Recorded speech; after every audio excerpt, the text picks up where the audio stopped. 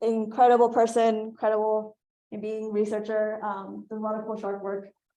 And yeah, Yanni, we kind of all know you, but you can go ahead and introduce yourself as well and get going. I'm going to mute here just so you don't hear us, but really excited to learn more about your work.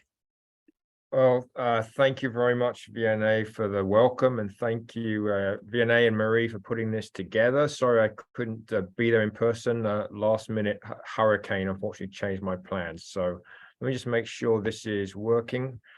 Oh, it was working, but now it's stopped. I'm not able to scroll through. Let me try again.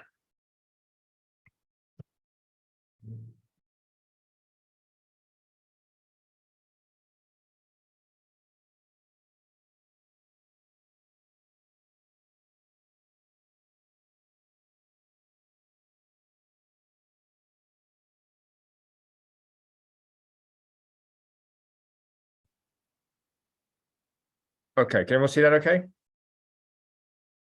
Okay, sorry about that. Okay, so I just want to, what I'm going to do today is kind of give you an overview of what sort of questions we can answer using biologging tools. And I'll define in this case biologgers as sensors that we put on animals that record continuously, and that often we have to get back. And I'm going to separate that out from other technology like telemetry, for example, where the data is transmitted remotely. And to me, especially as a marine scientist working in the marine environment, the value of biologging is to really try to answer what and why questions. So we've gotten very good, or I'd say increasingly good at using telemetry, for example, to look at the movement patterns of marine animals. And this is a nice example of that by work by Kevin Wang and colleagues, using satellite telemetry to look at the seasonal migrations of white sharks in the Pacific Ocean. And you have these sort of nice seasonal movements of these animals to and from California to Hawaii. But what's a lot harder to do is to kind of answer the what and the why. What drives these movements? Why do these animals use the areas we see them use? And traditionally, that's been hard to answer with just using sort of conventional telemetry. So the advantage of biologging is that because we normally have to recover these devices in order to get that data, we're able to have a lot more sensors. So we have a large range of sensors that we can put on these animals. So while most telemetry will give you, for example, geographic location of the animal or depth and temperature, when we start to use biologging, we can add a whole new array of sensors. So for example, we have sensors that can measure the activity of the animal, that will measure speed or acceleration, or a gyroscope that will look at turning velocities. We can measure digestive variables such as pH or motility, which is contractions of the gut. We can use video cameras. So we actually put the cameras on the animals to see what they are seeing. We have sensors that will record sound or the acoustic environment, or even sonar, so we can actually, again, get an acoustic image of what is in front of our animal. And we have a variety of different sensors that can measure physiological parameters such as heart rate or blood oxygen, or even in some cases, uric acid, for example, in birds. So we can measure all sorts of different things now. And for anybody who has been involved in marine biologging, the picture you see here is kind of really a beautiful sight, because as I said, to get any data from these tags, you have to recover them. So we have to have ways for these devices to pop off the animals and then for us to go and get them back. If we don't recover the tags, we get nothing. So in many cases, these are pretty expensive tags. So what you're seeing here is probably close to $10,000 just floating around in the ocean. So it's not just the data, but also the money involved in the tag. So anytime you can see this site, that means you've got your tag back and you're able to get your data and see what your animal has been doing. So what I've decided to do is I've split this into three sort of general categories: physiology, behavior, and then sort of social dynamics in animals. And we'll give a couple of key sort of case studies as how biologging has been used to answer questions and what sort of data we're able to collect. So I'll start off by looking at physiology. And really the advantages of biologging in physiology is that not only can you measure now physiology in the field, but just being able to measure physiology of free moving animals is a feat in itself. Because often the way you would have to do physiological experiments is to restrain and anesthetize your animal, and then obviously that stress can induce changes in the measure you're trying to, or the variable you're trying to measure. So this allows you to sort of measure physiological parameters in unrestrained animals. So I'm going to give you an example of biologging that has been used, first of all, in the study of behavioral thermoregulation. And temperature is a really important parameter for animals, especially for ectothermic animals, as eventually their body temperature will be the same as the water that they survive in. So often temperature has thought to be an important parameter that animals will select for when they move into certain environments. But is this true? Well, this fish you see here is the mola, an ocean sunfish. I was actually involved with some ocean sunfish work a long time ago when we first started doing some sort of tracking of animals in the ocean. And our initial work tracking ocean sunfish showed us that these animals tended to dive deeper during the day and shallower at night. But we weren't able to say much more than that based on the sort of the changes in the habitats they used. Now, this is a species of fish that you find out in open ocean, and they get pretty large. But then more recently, some colleagues of mine, Itsumi Nakamura and his colleagues in Japan, started using biologgers to study mola. And this gives you an example of what they found. So this is data from one mola. And what you have here is in the upper panel, you can see the swimming depth of the fish. Just below that is ambient water temperature. So it's obviously measuring the temperature of the external environment. They also had sensor on there that measured speed, which you can see the third layer down. And then there was also a thermistor going to the body temperature, so they could measure body temperature and water temperature. And then there was a still camera as well, which was taking pictures. So when you look at this figure here, if you look at the horizontal bar at the top, the white region means daytime, black is nighttime. And you can see the sort of same very clear pattern that these mola were diving deep during the day and hanging out in much shallower water at night. Now, we had seen that before, but now there's a lot more insight provided by the other sensors.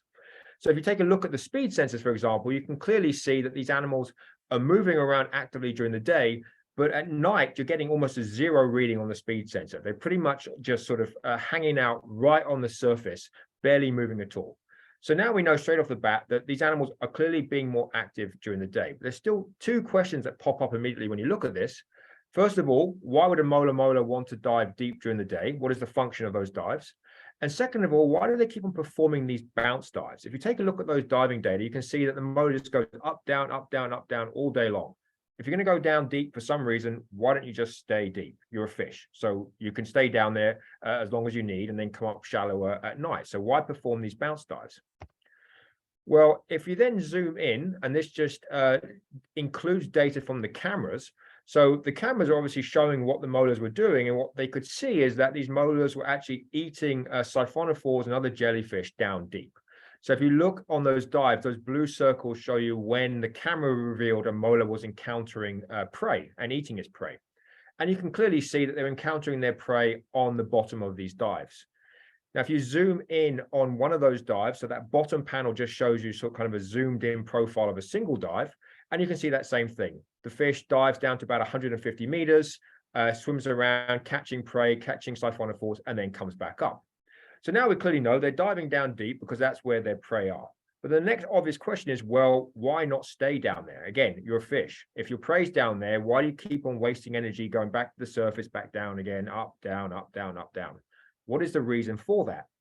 And the answer here is revealed by looking at the muscle temperature of the molar. So here, the black dashed line is the change in water temperature during a dive. So there's a big drop in water temperature as the molar dives into deeper water.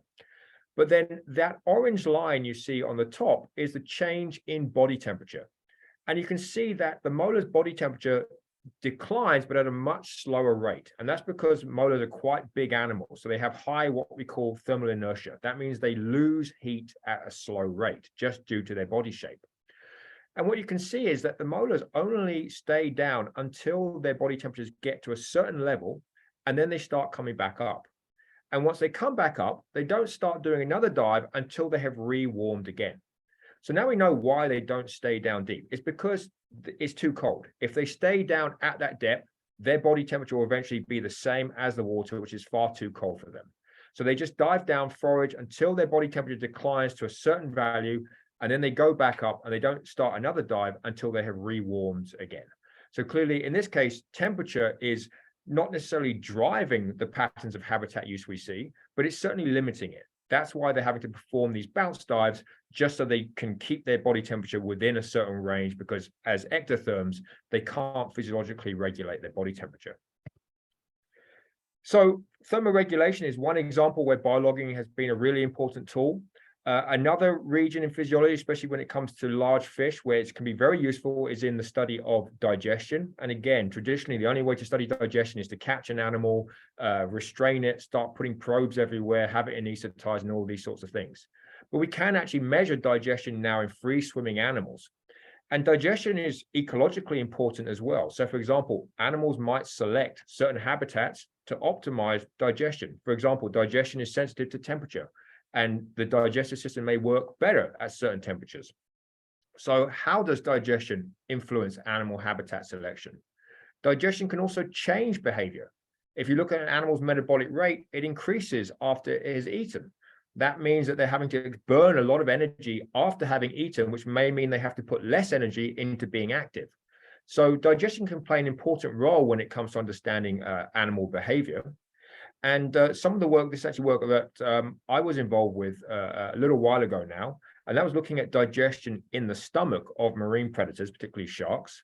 And that involved measuring parameters such as pH, how acidic the stomach was, as well as motility, contractions, because the stomach is basically a muscle. And this just shows you above the sensors we use to measure these parameters.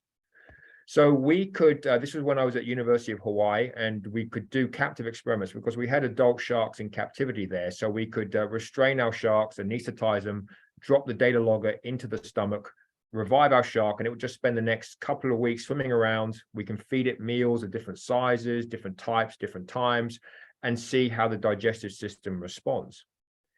And this is just to show you an example of some of the data. This is actually from a motility data logger that I put in a black-tip reef shark, actually in the wild. This is actually from Palmyra Atoll. And this shark kept this data logger in its stomach for 3 weeks, and then it puked it up, and I was able to find it again. And so this is kind of showing you a real-time sort of image of digestion in a free-swimming shark. So motility is on the y-axis. Those shaded regions represent nighttime, and the white regions represent daytime. And one of the things we could see is that there seemed to be more motility during the early evening. And this corresponded with when the sharks would swim into very shallow water. So by going to really shallow water, it's warm there, it warms up their body. These are also ectothermic animals. And that actually increases the rate of contraction of the stomach muscles. And that probably helps empty out the stomach so the shark can then eat that evening. If you have a full stomach, you're not likely going to be able to eat. So this appears to be a mechanism they use to speed up the rate of digestion. So we believe at least some of their habitat selection is due to them trying to change the rate of digestion due to their ecological requirements. And I also like to use it just to highlight an issue that really popped up at this point, because this was work I was doing back in about 2006, 2007. And I was in a biology department, and we really didn't have at that time appropriate tools to analyze that data. I'm not saying they weren't around, but we weren't aware of them. So for example, the issue of autocorrelation when working with time series data was just not something that was really brought up. And I went and spoke to statisticians, or I should say biostatisticians we had in the department, and these issues weren't raised. So we were using sort of traditional measures like ANOVAs to analyze the data, and perhaps we were doing that incorrectly. We were starting to play around with some time series data like Fourier transforms and things like that. But really the issues of incorporating autocorrelation in your statistical tool set wasn't something that we had considered at that point. Biologging can also be really useful when looking at energetics. So if you want to understand how much energy your animal is using in their environment. So how does an animal's behavior perhaps relate to its desire to optimize how much energy it's using? How would that change with changing climates, for example, as water temperatures get warmer?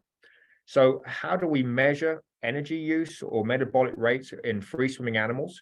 Well, to do so, we have to have some measure of activity. We have to be able to measure the activity of an animal and correlate that with something such as oxygen consumption or aerobic metabolism.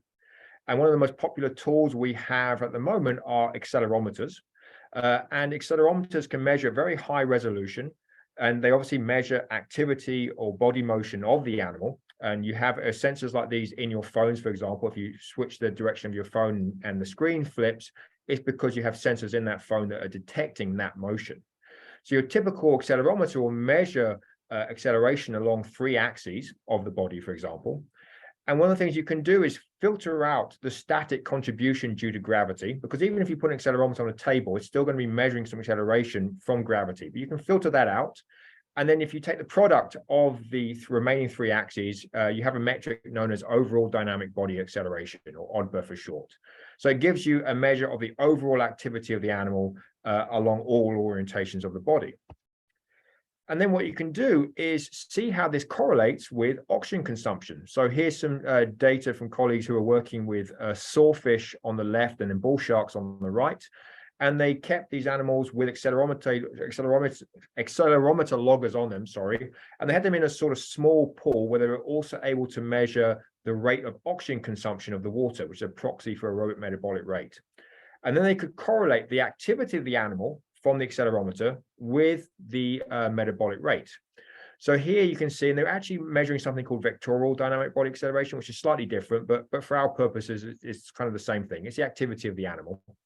And you can see that you have a pretty good fit between these 2 metrics. So that means that if you can measure the activity of the animal in the wild, then you can convert that into a measure of metabolic rate. So now you're able to measure the metabolic rate of the animal in the field. Also keep an eye, notice though that the relationship between those 2 for the 2 species are not the same. You have a steeper relationship, for example, for the bull shark than you do for the sawfish. And then you can go out into the wild and start to measure your field metabolic rates of your animals. So again, this is for these 2 species in the wild throughout the year. And on the y-axis, that is the field metabolic rates. That is the real-time sort of energy consumption that of these animals. And you can see that for both species, it starts to get higher during the summer. And that's because it's getting warmer. These are ectothermic animals. So as they warm up, their metabolic rates go up. But you can also see that the rate of increase is more significant for bull sharks than it is for sawfish. And that's probably due to their physiology and how they respond energetically to temperature. But the researchers went on and did some further sort of modeling as what will happen if the water temperatures increase as predicted due to climate change. And what it suggested was that this could be particularly problematic for bull sharks, as their metabolic needs will be so high that they're just not going to be able to get enough food. So there's a much higher chance that bull sharks, for example, in this system in Australia, are going to be starving if climate change proceeds the way that it does. So just a quick overview of some of the physiological questions you can answer using biologging. Next, I'm going to switch to behavior. And I like to work with large marine predators. So as you can imagine, hunting is an important sort of behavior that we try to look at. And biologging has really opened up a lot of doors as to what we can do when we look at the hunting behavior of these animals in the wild. So, for example, we now have the ability to start testing things like optimal foraging theory for animals that would have been impossible in the past. So this was a study done by a colleague of mine, Yuki Watanabe, where he put biologgers on the heads of penguins. And these included cameras, video cameras, as well as accelerometers.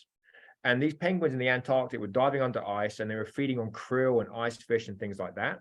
And he could look at the video camera and count when they were catching krill. So he could actually look at their feeding behavior. Now, the video is great, but video is only going to record for short periods of time. And obviously, it only really works during the day. So you're getting, I think, 7 to 10 hours of video. But the other sensors, like accelerometers, for example, they'll measure for much longer periods. You can get days, even weeks sometimes of data. So what Yuki was able to do is he was able to use the video camera to calibrate the acceleration signal that you got when the animal was feeding. So when it was hunting krill underwater, there was a specific acceleration signal from the head, and then you could use that to determine when feeding events happened. And this data just shows you an example of some of that data. So you can see a penguin diving down to about 20 meters. On the lower line, you can see the head surge acceleration. And you can see those bursts that you get when the penguin was successfully capturing krill. And so by doing that, he could then start to look at how the sort of hunting behavior of the penguins varied with depth. You could also separate out what prey they were catching based on that signature. So, for example, you could separate krill from ice fish. And what you could see is there's obviously differences when you look at how deep these penguins would hunt. So they were only really catching the fish right under the ice. They weren't doing anything deeper. But they were able to catch krill down to depths of 80 meters, although most krill were being caught in the upper sort of 40 meters. So then you could start to answer optimal foraging questions, for example, as like how long will a penguin stay in a patch based on patch quality? Again, these are the questions that traditionally you could only answer in captive experiments or with very small animals or maybe with birds, but you really couldn't do this with marine predators in the wild because it was just impossible to observe them until we started to have biologging. Some of our other questions related to hunting with marine predators is the ecological role of these animals. So as upper level predators, we expect them to have an ecological role, but that's going to vary in time and space. So predators don't just sort of hunt homogeneously. They have certain environments they like to hunt in, and they have certain time periods they like to hunt. So if we really want to understand the ecological role of these animals, we have to sort of start identifying when and where foraging is taking place. And so this was something that I tried to do with colleagues with a variety of different species of sharks, especially with some of these reef sharks, like this black-tip reef shark that you can see here. And I worked at this, again, work I did in Palmyra Atoll, which is in the Central Pacific Ocean. And we attached biologgers to reef sharks. This is actually a gray reef shark here. You can just see the biologging tag attached to the dorsal fin. And again, these tags stay on for about 3 to 5 days, and they pop off and they float to the surface, and we have to try and recover that data. But we shouldn't forget the importance of geographic location as well and tracking the movements of these animals. So what we did at the same time was we used acoustic telemetry to track the movements of these sharks. And that involves catching the shark, surgically implanting a small transmitter that emits a high frequency sound wave, and then placing around the atoll these listening stations like you can see right here. And basically the way these receivers work is that anytime a shark swims within range of a listening station, it'll record the date and the time when that animal was there. And then we can go maybe once a year, recover those receivers and see who's been where and when. And that gives us a picture of the movements of these animals over periods of years. So this kind of raises the issue, though, again, of how to analyze some of the data we were getting back from the biologgers. So, for example, we could get the biologgers back. We could look at the overall dynamic body acceleration, and below you can see a sort of snippet of that from a black-tip reef shark. So that's showing you how the animal's activity changed throughout the time of day. But at the time, I was at University of St. Andrews, and I was trying to find ways to sort of analyze this data. And this is how I first met Vianey, and we discussed trying to use hidden Markov models to analyze the actual animal activity data. At the time, hidden Markov models had been used to look at the sort of geographic movements or horizontal movements of animals, or perhaps look at their diving depths, but hadn't been applied directly to actual activity metrics. And so that's what we did. So, well, I should say Vianey built the models. So here you can see an example of how we did this. And we had developed these two-state hidden Markov models where essentially based on the distribution of the data, you have the animal being either in a low activity state or a high activity state. So you're actually taking that activity data and designating what state you think the animal is in. Now, notice I'm not being very specific with what I call the state. I'm not saying it's resting or foraging. I'm just saying it's a lower activity state or a higher activity state. And also keep in mind that these sharks never stop swimming. So reef sharks never stop swimming. So they don't ever have a true resting period. So you have to be very careful with what you call it. But this shows you some of the data we got from the black-tip reef sharks. And this shows you how the probability of the sharks being in a high activity state varies throughout the day. So on the y-axis is the probability of the shark being in state 2, and our state 2 just means high activity. And you can see that it's lowest during the daytime, around about noon, and then highest in the early evening, so about 8, 9 p.m. So we got this sort of very nice, clear sort of pattern in terms of the probability of animals, of these sharks being active. They never stop swimming, but they do have certain periods where they're more likely to be active. What I also really liked about these models is that it gave us a probability. And as an ecologist, to me, I can then take that and say, is that biologically relevant? Is a change in the probability of a shark being active, it increases by about 25%. Is that biologically relevant? Well, yes, it is. That's a pretty high increase in my opinion. But then what we did was we thought, okay, we know when these animals are active. How do we combine that with where they are spatially? So we could use the telemetry data to plot the location of these animals.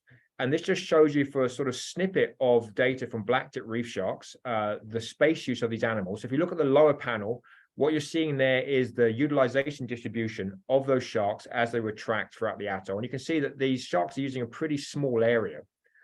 But then what we could do is, first of all, we could make a three-dimensional utilization distribution by adding a third axis, which is time of day, which you can see in the upper panel.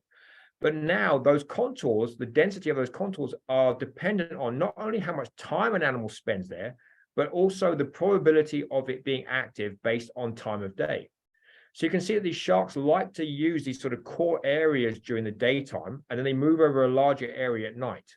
But now we know that during the daytime, they're less active. So that's where you start to see that sort of hourglass effect, because the probability, yes, sharks are there, but they're not likely to be in a high activity state. But then you have these early evening periods where the sharks may not spend as much time, but they're in a highly active state. So we call this an activity seascape because it starts to highlight the location where the ecological roles or the ecological effect of these predators may be more closely felt. So we can combine the space use with the activity data from our biologgers and kind of put that into one to understand how the effects of these animals will vary over time and space. And again, as you notice, the theme here is often combining multiple different sensors. So we could further use video cameras to validate some of the behaviors that were being identified from the hidden Markov model. So for example, this is data from one of the gray reef sharks at Palmyra, and this just shows you a day in the life of a gray reef shark. So you can see the depth of the shark, and it's been color coded based on the behavioral state assigned by the hidden Markov model from the accelerometers. So if you see gray, that means a low activity state, red means a high activity state. And you can see this shark is spending most of its time in a low activity state. But now we can look at what is going on during some of these high activity events. So for example, here, you can see this high activity event there, and that's just due to the accelerometer. So the accelerometer, the hidden Markov model was working on the acceleration data or the ODBA data and said, okay, the shark was in a high activity state at this point. And then we can look at the video and you'll see the shark snap its head, and then you'll see some scales sink down. So that was a confirmed feeding event on a reef fish.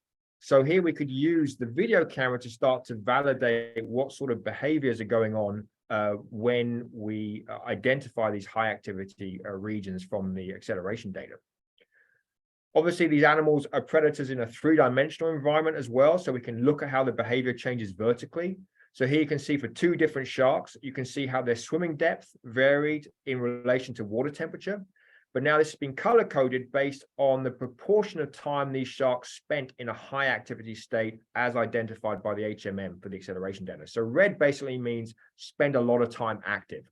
And what you can see is, hopefully you can see, is that the sharks, when they dive below the thermocline, which is about 100 meters, there's a big drop in water temperature once you get below 100 meters, but they seem to be in a high activity state, but they don't stay long. They go for these short bursts of activity below the thermocline, and we believe they're doing that to go and hunt.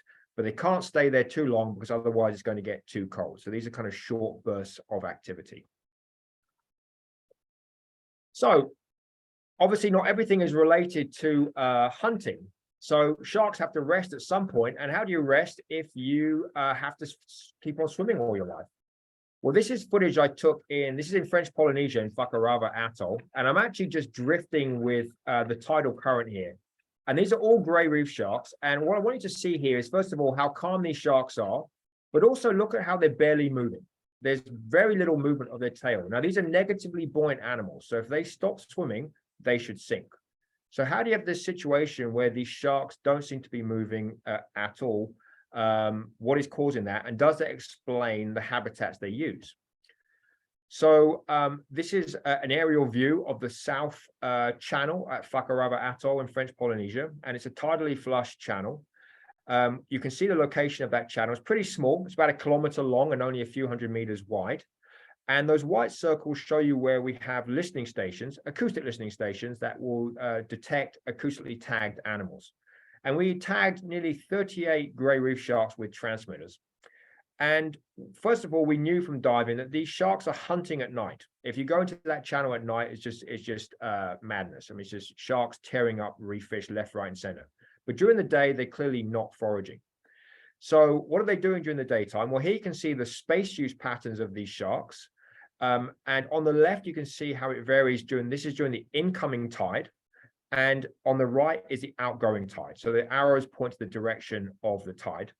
And the heat map basically shows you where the sharks were spending most of their time. So you can see that during the incoming tide, they're really sort of focused in this northern region of the channel. And then during the outgoing tide, they move and use a wider area. So the reason we think that they are using those regions during the incoming tide is because there you have updrafts. As that tidal current comes in, it hits the bottom of the sea floor and it directs upwards. And that updraft would help keep a negatively buoyant shark up in the water column, in the same way that you would see a bird soaring using updrafts without having to flap its wings. It's basically using the updrafts to counter gravity. So is this the case? Are these sharks using updrafts and selecting these regions because it helps them save energy? They don't have to swim because the updrafts kind of keep them up afloat. So to answer that, we then had to turn to some biologging. And this shows you data from 2 grey reef sharks that were tagged with biologgers in the channel. And this just shows you data throughout 1 day. And the red line on the top is the swimming depth of the shark. The black line on the bottom is overall dynamic body acceleration, how active it is. And the blue line is actually direction of the shark, which we determine using a magnetometer. So there's a magnetometer on board as well that tells you the direction of the animal. And so the white region shows you the incoming tide and the darker region is the outgoing tide. And you can see clear changes in behavior during the outgoing tide. The shark swims into shallower water, its activity increases, and the change in the heading, the blue line, is because the shark essentially stops changing direction. If you look during the incoming tide, it's constantly switching between north-south, north-south, north-south. During the outgoing, it's really only pointing in one direction. So you get this clear change during the tide. And when we first saw this data, we saw the acceleration data, the odd burn. We figured that the reason sharks are more active during the outgoing tide is because, you know, the tide is flushing out reef fish from the lagoon and the sharks are feeding. So we probably missed something. They are hunting during the day, just during the outgoing tide. But then we could turn to the video to try and verify what we were seeing. So this shows you during the incoming tide. And I should just say we could dive during the incoming tide and observe things, but you can't dive during outgoing because it's too dangerous. So during the incoming tide, this is the camera on the shark, and you can see the sort of same thing. These sharks form these quite tight groups. They're quite close to the bottom. And notice how little the sharks in front of our shark are moving. They're barely moving their tails at all. So they are indeed riding these updrafts. It's the only way you could have a shark that is negatively buoyant and not sinking. They're going into these updraft regions, and that's actually saving them energy. So all the sharks are really calm, doing very little during this time period. What's going on during the outgoing tide? Well, again, I thought that these sharks were going to be hunting, but actually the cameras revealed that we had that completely wrong. So sure enough, during the outgoing, the sharks do move up into shallower water. They're further off the bottom. They space themselves apart. But the reason we're getting high activity is not because they're hunting, it's because they're in really bad turbulence. So this is why it looks like a bad airplane flight. The shark's kind of bouncing around in this turbulence caused by that change in the direction of the tides. So if you take a look at some of the sharks in front of our shark, you can see that they're actually not moving their tail much at all. They're just having to move their pectoral fins to kind of control how they bounce around in this turbulence. And we actually believe they might actually be saving energy by doing so. So though it looks bad, because they're not having to move their tail, they may be actually riding these vortices, which is something that has been seen with other fish like trout, for example. But here we have some evidence that this might be the case for these sharks as well. So they are selecting these regions of the channel during the daytime to save energy. It basically means that they don't have to swim around as hard. They don't have to invest as much energy in swimming. And we actually built a biomechanical model and estimated that they reduced their energy costs by perhaps up to 20% just by selecting these sort of daytime regions. So last thing then I want to get into is looking at the social dynamics of marine animals. And this is something I got into in the last few years, and understanding social structure in animals. So we think of lots of animals as being social, which I'll define as wanting to spend time with other individuals. And you have many famous examples of this. But studying social dynamics in marine animals is really hard. Even answering the question, do they form social groups, is a hard question to answer. If they do form social groups, then how do they assort themselves? And what I mean by that is, do sharks or do fish like to hang out with other fish that are the same size or the same sex or that swim at the same speed? Is there a pattern as to who you like to hang out with? And then finally, for some of these animals, what is the advantage of being in a group? Because it's not always clear. So probably the most famous shark example are the big schools of hammerhead sharks you can see in places like Galapagos or Cocos Islands. But why form these massive schools? It's unlikely to be due to avoiding a predator. So what is the function of these social dynamics? And biologging enables us to try to start answering these questions as well. So one of the biologging tools we've been using to look at this is something known as a business card tag. And this is basically a tag that goes on our shark and it records or detections from other tag sharks. So if we tag sharks with acoustic transmitters, like I mentioned for the gray reef sharks, imagine our shark is carrying a business card tag, which is in yellow here.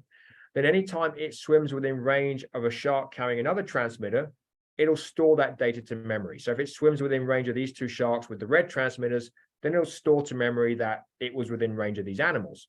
And if we can recover that tag, we can keep a record of which tagged animals our animal has been hanging around with. So it's kind of like our shark is collecting business cards from the other individuals it meets. And so now you can start to get a continuous record of how much time and which individuals your sharks are spending time with. So this is an example of a biologging tag we put together. This is actually for great whites. And in this package here, you have a business card tag, which you can see at the lower yellow, and that's detecting other tag sharks. And then we have other sensors that I've already discussed that measure depth, that measure water temperature, that measure acceleration. There's a magnetometer, a gyroscope, and then a video camera so we can see what the sharks are doing. So this was something that Nigel Hussey's group used with Greenland sharks. So they actually put these on Greenland sharks in the Arctic. And here you can see data from one of the Greenland sharks. And up above, you can see where it says jerk on the y-axis. That's kind of a measure of the activity of the Greenland shark. And below, you can see its swimming depth. But those purple circles show you when the Greenland shark started to detect another tagged Greenland shark. And you can see there was a change in the activity of the shark and also its swimming depth when it encountered that individual. So what you might be seeing here is the ability to measure the actual interactions between these animals in the wild by combining all these sensors together. And we did something similar with a similar tag in Guadalupe Island in Mexico, where we were putting them on white sharks, because I was interested in the social dynamics of white sharks and trying to understand if white sharks were hunting in social groups. So what you can see here is an actual social network diagram from a white shark that was carrying our tag. And a social network diagram is a way to sort of represent the social structure in animal groups. And basically here, every circle is what we call a node, and that represents an individual shark. And if a shark was detected spending time with another shark, you get a line drawn between those two nodes, which is called an edge. And those are weighted. So the more time individuals spend with each other, the thicker that edge. And so the assumption is individuals that spend more time with each other have stronger social bonds. And so the way the algorithms of these networks work is they kind of cluster together those individuals that spend more time with each other. And just an example, again, this is what a white shark social network could look like. So this is from our shark that was tagged for a couple of days. The green circle is the node that represents the shark that was carrying the tag. The red nodes represent female sharks and the blue nodes represent male sharks. And what you can see here is that the red nodes are clustered together and the blue nodes are kind of clustered together, perhaps suggesting that there is some assortment by sex, meaning that female white sharks like to spend time with other female white sharks, while males might like to spend more time with other male white sharks.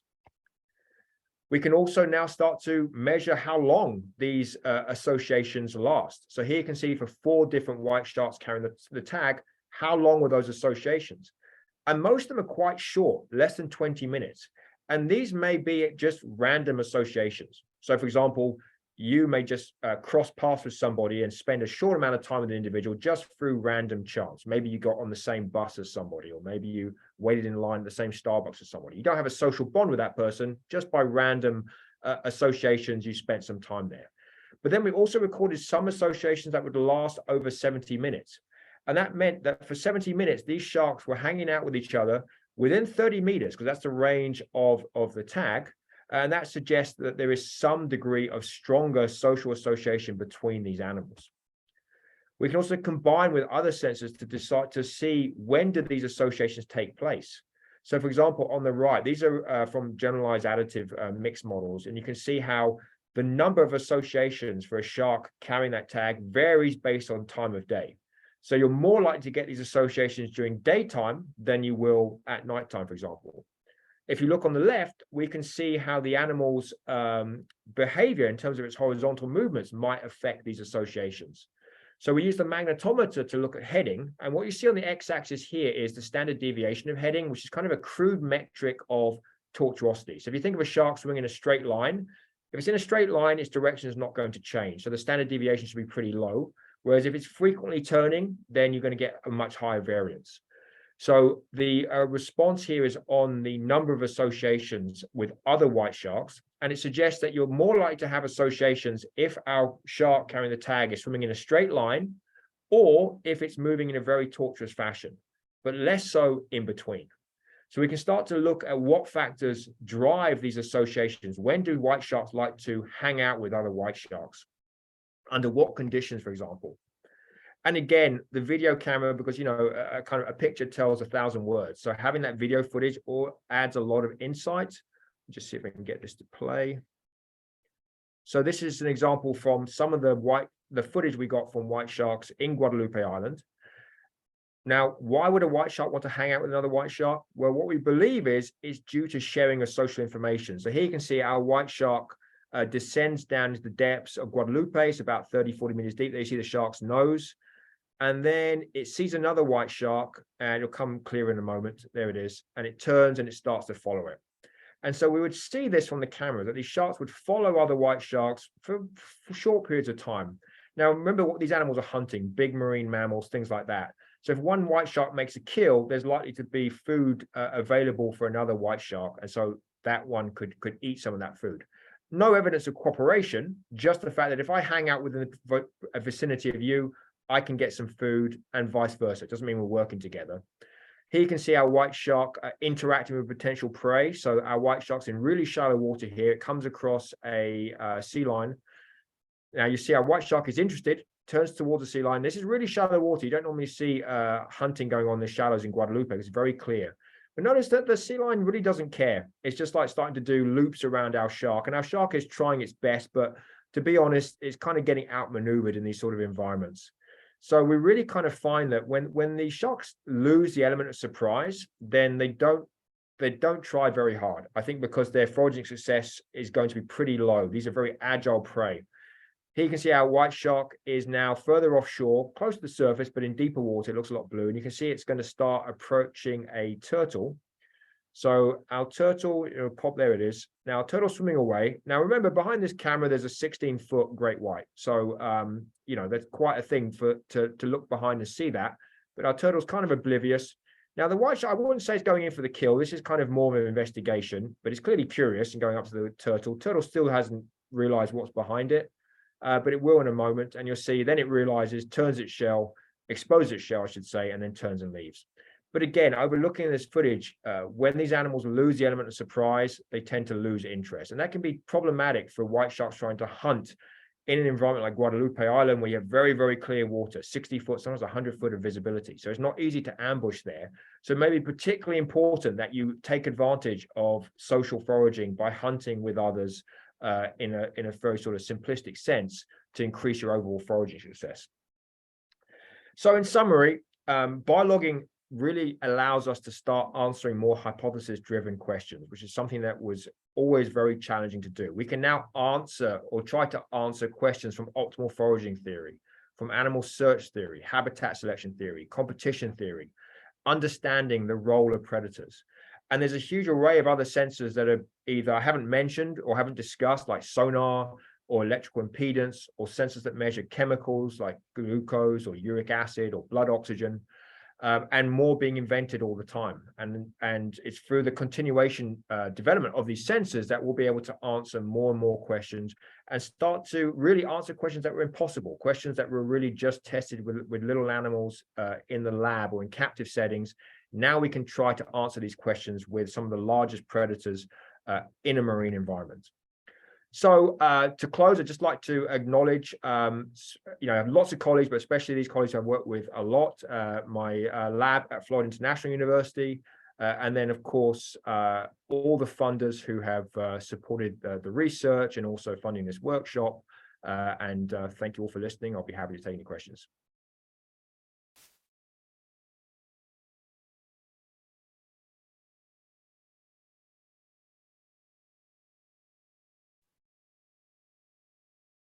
So we can open up questions, I guess, first on Zoom, if you'd like. Juan, Marie-José's here, Nancy, Marie.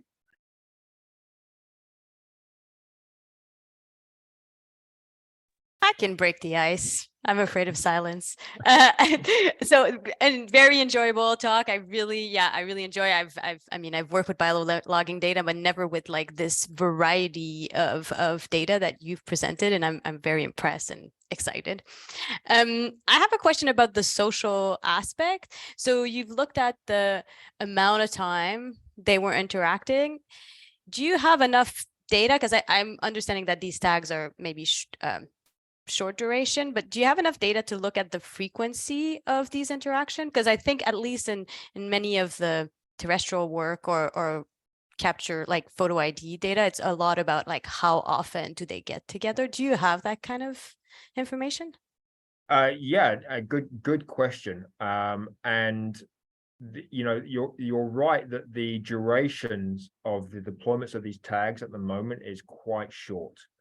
And that's due to the fact that we have to physically recover these tags. Now, I have been quite vocal in trying to convince the manufacturers to convert this to a telemetry tag so that we can get the data back remotely and make it last a lot longer. And it does exist for marine mammals. So, for example, for marine mammals, they have a business card tag that will have a Bluetooth connected with a satellite tag. So when the seal hauls out onto the rock, it downloads via satellite. And that means you can now get weeks, if not months of data.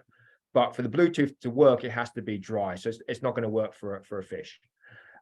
So to answer your question, at the moment, no. For fish, at least, we don't. It's generally over periods of days, maybe weeks if we're lucky. But for marine mammals, you can push that. And if we can change the technology just a bit, we can extend that. Now, I didn't go into the statistics because it is problematic. That, as you said, from photo ID work, you have a lot of generally null models to compare your associations with and randomizations. And the method of collecting the data in this sense makes it more challenging to apply null models. So I think there needs to be also some development statistically in that field as well. Fantastic. Thank you. Okay, any questions from this group? And it doesn't have to be necessarily statistical or, just things you're always curious about sharks. This is the shark expert to ask. Can we go back to the slide on the sawtooth activity? Like The sawfish? Yeah, the sawtooth fish. Just because you mentioned that you saw some, like this. I think there was one after where the x-axis was million days. This one? Yes. So you were saying something that as the water temperature increases, the activity should increase. But since this is the full year, shouldn't we have some like revert back to a low activity phase? Because it seems like things are increasing as the year goes. One like returning to the cold phase, for example. Yeah, so I should first of all, so this wasn't my study, so the specific details I'm not 100% sure about. I wasn't necessarily saying the activity increased in the summer. It may have, I don't remember. What I was saying was that because in ectotherms, metabolic rates are thermally sensitive, and you can come up with what's called a Q10 value, which tells you how the metabolic rate, changes with temperature, which you'd have to do from captive experiments or use another value. So you can correct your field metabolic rate based on what the water temperature is. So activity might change in addition to that. And again, I'm not entirely sure of how that did vary, but the thermal effect of temperature would be independent of activity. That's just going to be a change in standard metabolic rate as a temperature increase. But as to the specific question about the cycling here, I'm not entirely sure, but I'd be happy to send you the paper if you want to take a read of it.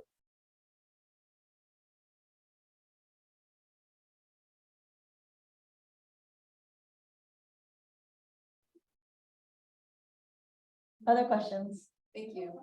Yeah. You had mentioned with the stomach temperature tags or the stomach pH stuff.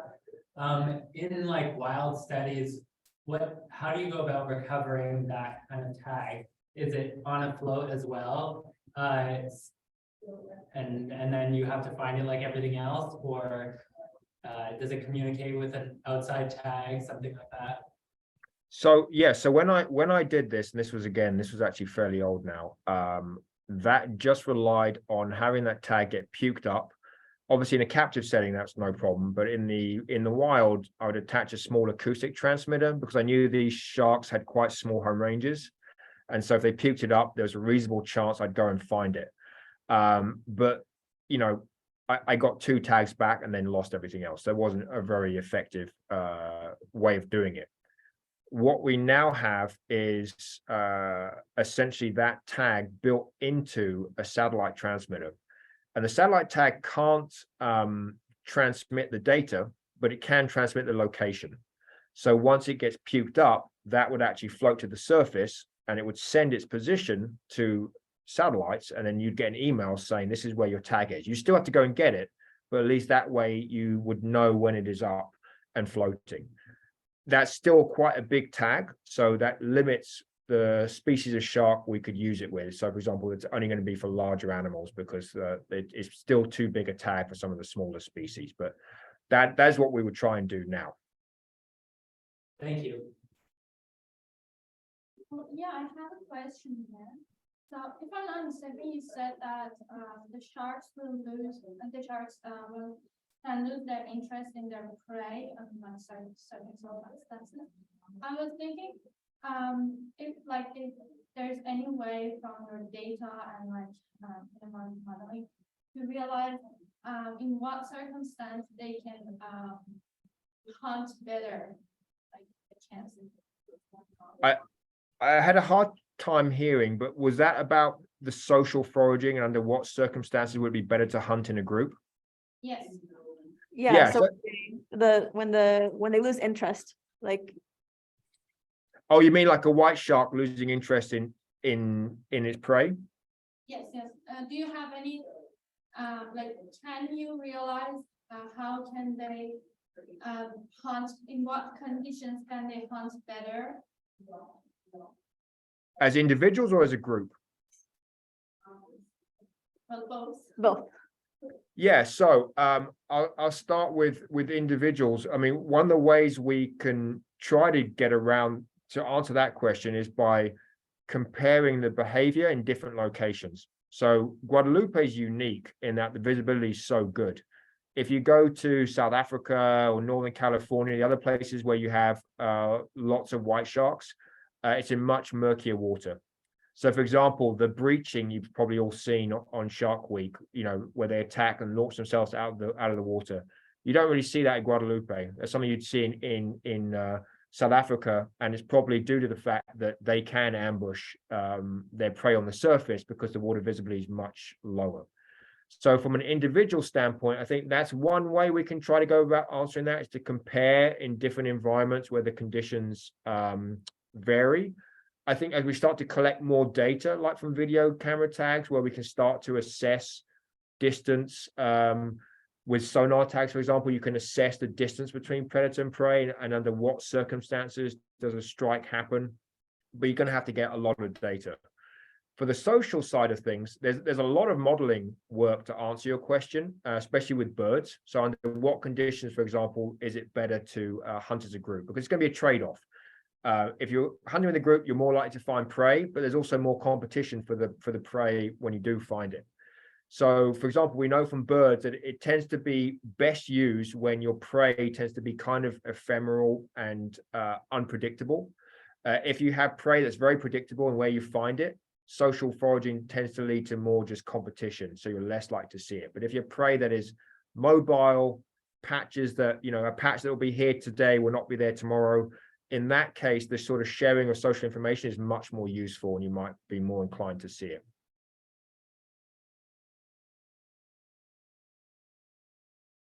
Other questions? Do white sharks do scavenging also, like from other? Yes, they do. They do. Right. So they definitely, especially things like big dead whales, things like that. And in fact, that's something they will key in on, because that'll provide them nourishment for a long time. One of the things we see, as with most big predators, foraging success tends to be pretty low. I think that's true whether you're looking at lions or wild dogs or white sharks. The chance of success is not very high. So when they can find these sort of large, very energy-rich meals, that can last them a long time. So they'll take advantage of that for sure. That's another place where social cues will be very important. Absolutely, and in fact, that was Right. when I first started reading about it, was from vultures and vultures, Right. Sharing information. Yeah, absolutely. And okay, also, is there any information on how much they forage or other, variables that could explain how often they skip on eating a prey that comes by? Like, is it because they're full and then the turtle is just not worth the energy to try to chase the turtle? Is there any information? Yes. So we do have now, obviously we don't have, we can't put a white shark in a tank and measure their energetic rate, but we can, using data from other animals, estimate energy consumption using speed sensors and things like that. So there's definitely been estimates on the consumption rates of white sharks based on their field metabolic rates with a fair amount of slop around the field metabolic rate measures, but it's varied. So what the initial study that did that estimated that a white shark would only need to eat another seal once every 3 months, because it would last them that long. More recent estimates said maybe a little bit more frequently, but again, a large meal like that could probably last them quite a while. Now, in terms of their success in the wild, the only kind of measures we have of success really come from observing breaches or attacks on seals on the surface, like in South Africa, where you can sit and observe and see, what is the probability of a white shark striking a seal being successful. Underwater, a lot of fish, especially big carnivorous fish, exist on this feast and famine approach, where they'll have a big success and then they won't be able to get anything for a long time, as opposed to, let's say, herbivorous animals that will feed much more consistently and frequently. With a lot of carnivores, it's like stuff yourself and then it's going to be a while till you find anything again. But a lot of these questions are still unknown. I mean, biologging has revealed a lot, but we're still hampered by the short duration of these deployments. That's definitely the limiting factors, that we're only getting days. And if you want to get the true picture, especially for sharks that don't eat that much or that frequently, you really want to get the full picture, you need months of data collection, and we just don't have that opportunity right now. You do for other fish, like tunas, for example. You can measure it over months, and we know a lot more about tuna foraging. What's the main difference between sharks and tunas then? Because the tunas are endothermic, and so when they eat, there's a clear change in body temperature. So and then also with the volume of tags you can put out, so you can catch large numbers of tuna, surgically implant these data loggers, and because a lot of people are out fishing for tuna, if you put out 100 tags, you're going to get some being sent back to you. So you can have months, and temperature is an easy thing to measure. So you can have months of body temperature, And from that, you can see when, based on the rewarming patterns, when those tunas have eaten. And you can keep tuna in captivity, so you can do all the calibrations in the lab. So it's really the thermal physiology, and also the fact that you can do captive experiments with them, and then the volume of tunas that will be caught in the wild.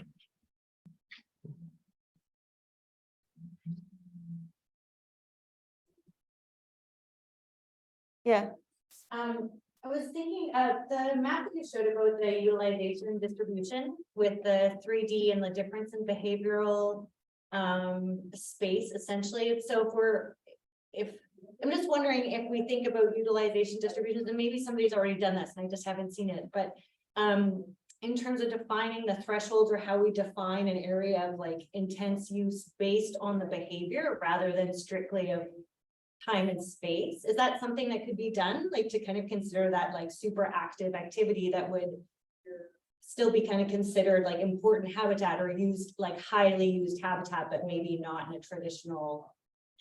Yeah, I mean, so that's what we tried to do, and it was a somewhat crude method. I think we used, that was a Brownian bridge movement model, and then we basically took the proportion of time in different regions and then multiplied it by a factor based on the probability of sharks being active. So we tried to do that. Obviously, what is more powerful is if you have long data sets, we have animals that you're tracking their location and their behavior simultaneously, so that you can sort of combine those two together very accurately. And I'm trying to think if that has been done. Again, I can't think so. I mean, they do have some like geographical consumption maps for tuna, for example, where they've mapped over the area they use, where they're eating more. There might be other ones. I'm not sure. Rory Wilson's group at University at Swansea in Wales have they do a lot of work on visualizing biologging data, so they might have come up with a method as well, but I can't think of anything on top of my head.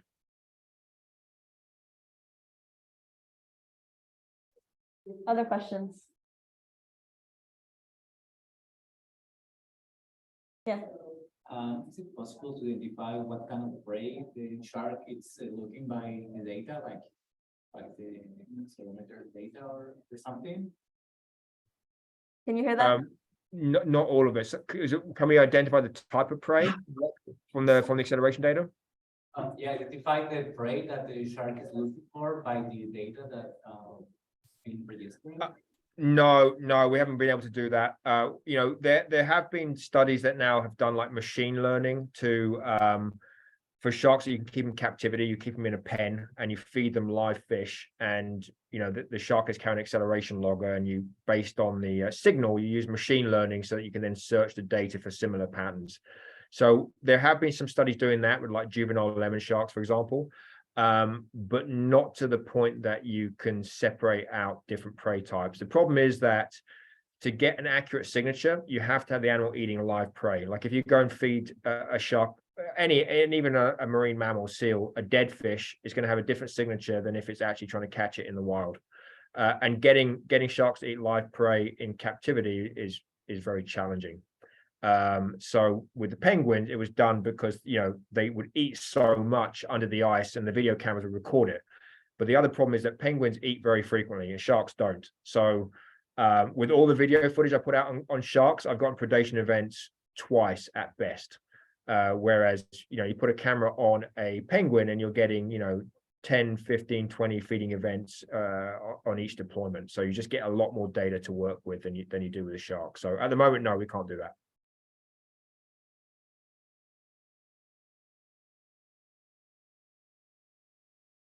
Go for it. Sorry, I just have one quick question. I think the slide before or after this, where you're relating accelerometer data to the metabolic rate. This one here? Yeah, perfect. I know that the actual like slope of these regression lines is different, right? But I know this is the case just for like different species, but I'm curious, do you know if there's anything right now that can like explain the differences in the coefficients of the regression line beyond just fitting them experimentally, right? Is there anything like you can estimate this relationship due to body size or like other things like that? Yeah, so there's obviously scaling laws relating to body size is a huge topic when it comes to metabolic ecology. So you can come up with general equations based on body size and temperature. There has been now quite a bit of work trying to separate out metabolic rates based on sort of certain life history characteristics as well in fish. But in terms of what explains these two, I mean these are very different, quite different animals. I mean the bull shark, the sawfish is actually a ray, so it's a benthic animal that is obviously very different shape. Can lie on the bottom. Bull sharks never stop swimming, and they're obviously a shark. So I don't have an answer as to sort of a universal ruling as to why you get these differences in patterns. Obviously for the bull sharks it's a steeper slope, so their metabolic rate scales with activity at a steeper gradient than with the sawfish. But I don't have too much more I could give you to answer that question.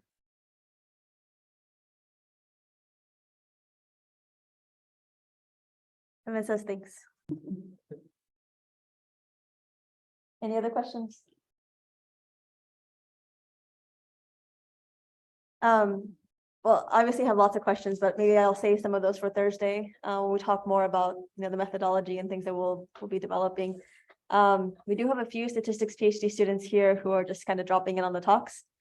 So if you wanted to just sort of mention quickly of opportunities for statistics students to work with this type of data, like I think I've talked to you and both Chris Lowe about, you both kind of talked to me about the importance not just of collecting more data, but getting more people from statistics involved.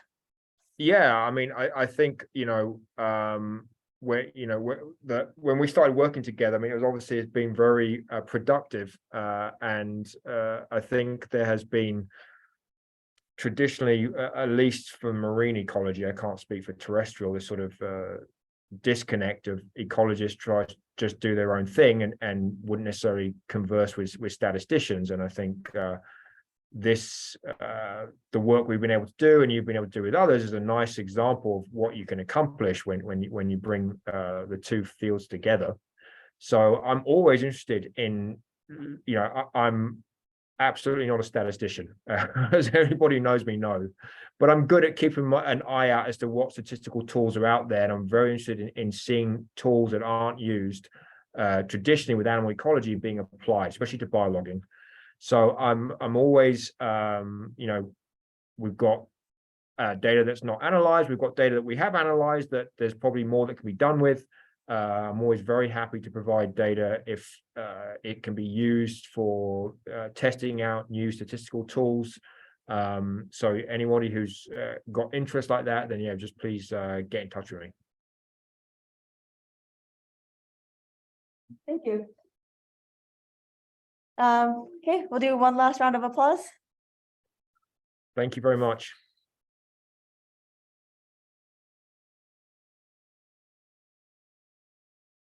Thank you so much. Let's take a quick 5-minute break. I'm gonna try to get some of the IT figured out, some of the speakers figured out, but Juan, if it's okay with 5 minutes, and then we'll hear all about the sheep. Sounds good.